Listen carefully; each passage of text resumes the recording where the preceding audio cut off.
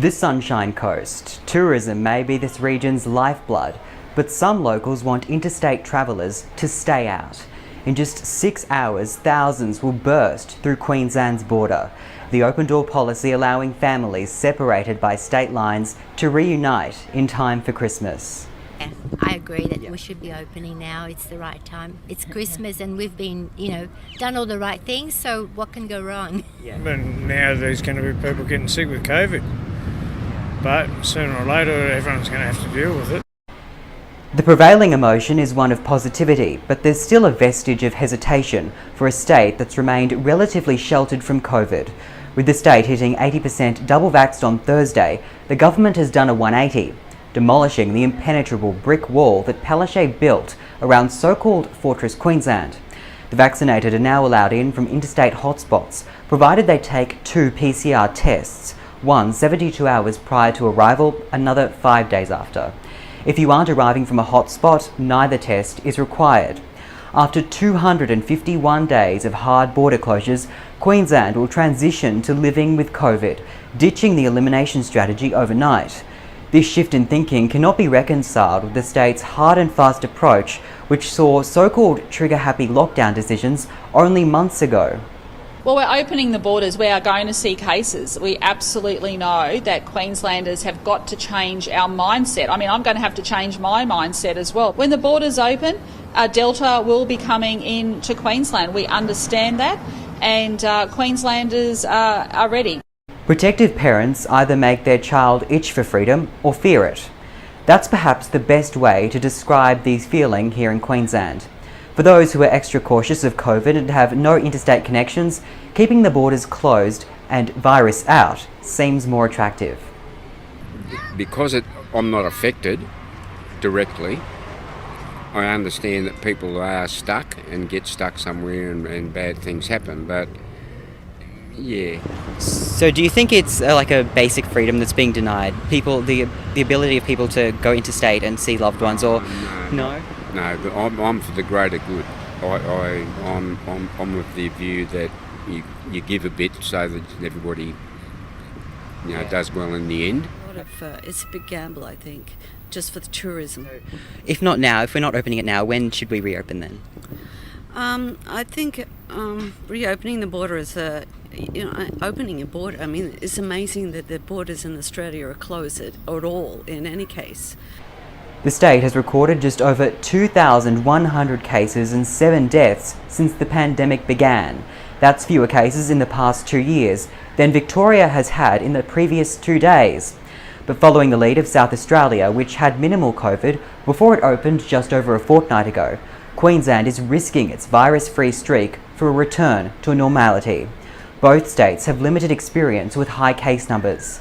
According to modelling, cases in Queensland could peak at 1,200 a day in winter next year, and the state government insists hospitals are ready.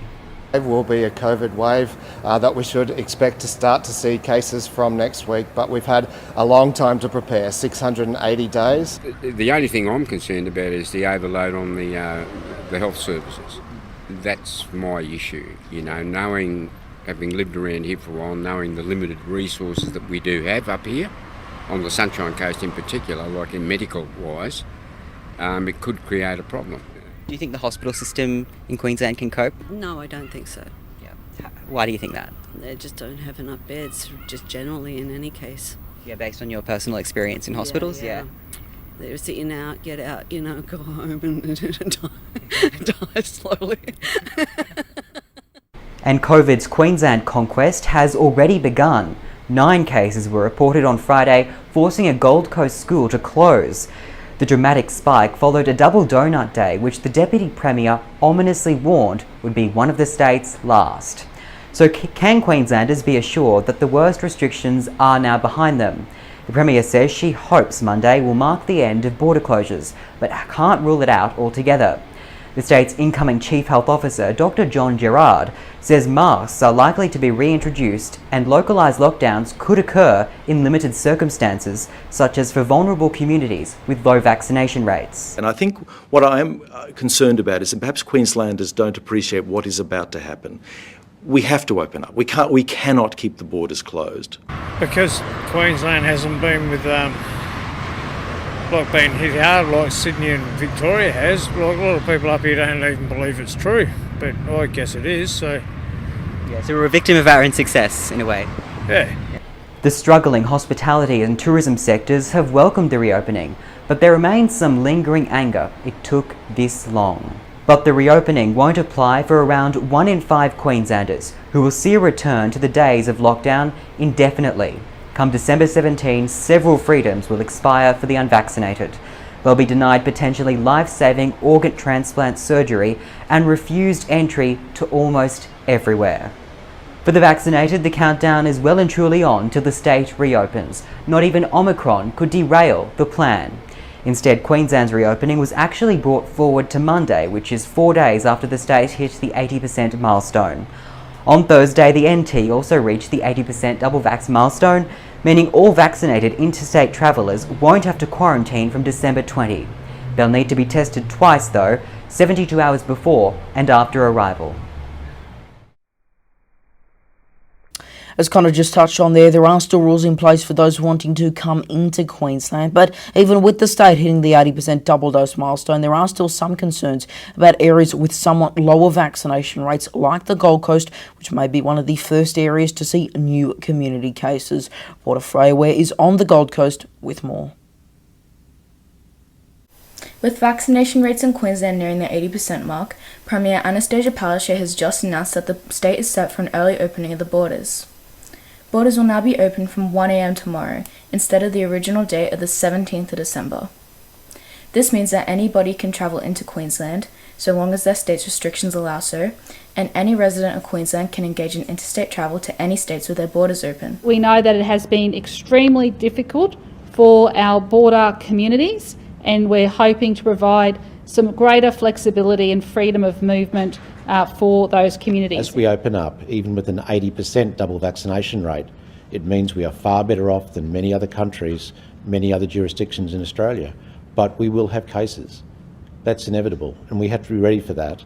As cases come into our community, it's likely that we will need to think about wearing masks again. It's likely that people will need to be in quarantine. It's likely that some of our family members and relatives will get sick. To enter Queensland, you must test negative to COVID-19 72 hours prior to travelling. Fully vaccinated travellers do not need to undergo any form of self-quarantine. However, unvaccinated travellers will still need to complete the mandatory 14-day hotel quarantine period. Freya Ware, 6 News. And of course, we can't move on without acknowledging Freya. She is, of course, our new Queensland reporter, and it's a great time having her on with this reopening. You can follow her on Twitter, links on our website, 6newsau.com.